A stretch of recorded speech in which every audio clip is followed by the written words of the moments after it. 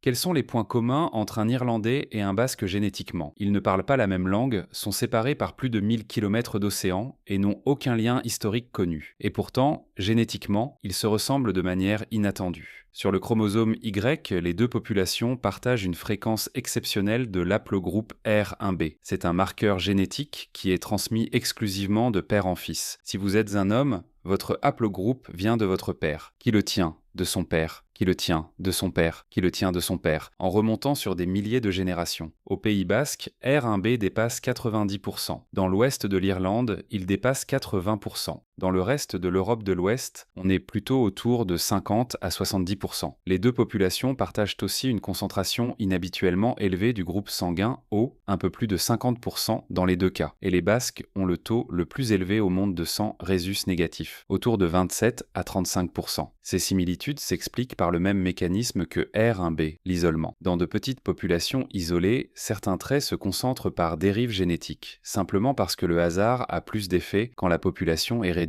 Pendant longtemps, on a cru que ces ressemblances venaient d'un ancêtre commun paléolithique. L'hypothèse était que pendant la dernière glaciation, les humains d'Europe se seraient réfugiés dans le sud-ouest de la France et le nord de la péninsule ibérique. Après le retrait des glaciers, ces populations auraient repeuplé l'Europe atlantique, emmenant R1b avec elles. Mais l'ADN ancien a tout remis en question. En 2018, une étude sur les peuples Bell-Beaker a montré que R1b n'était pas un héritage paléolithique. Il est arrivé en Europe avec les pasteurs des steppes et leurs descendants de l'âge du bronze, il y a environ 4500 à 4000 ans. En Irlande comme au Pays Basque, les lignées paternelles néolithiques ont été quasiment remplacées par R1b en quelques siècles. C'est pour ça que les deux populations se ressemblent autant sur le chromosome Y. Elles ont hérité de la même lignée paternelle depuis la même source à la même époque. Les Basques et les Irlandais étaient aussi des peuples de la côte atlantique avec de longues traditions de pêche et de navigation. Des échanges commerciaux le long de la façade atlantique sont documentés dès l'âge du bronze. Mais rien n'indique que ces contacts aient laissé une trace génétique mesurable. Leur ressemblance ne vient pas d'échanges entre eux, mais d'un héritage commun, amplifié par des siècles d'isolement de chaque côté. Abonne-toi si tu veux en savoir plus sur tes origines, je poste tous les jours des vidéos sur la génétique des peuples.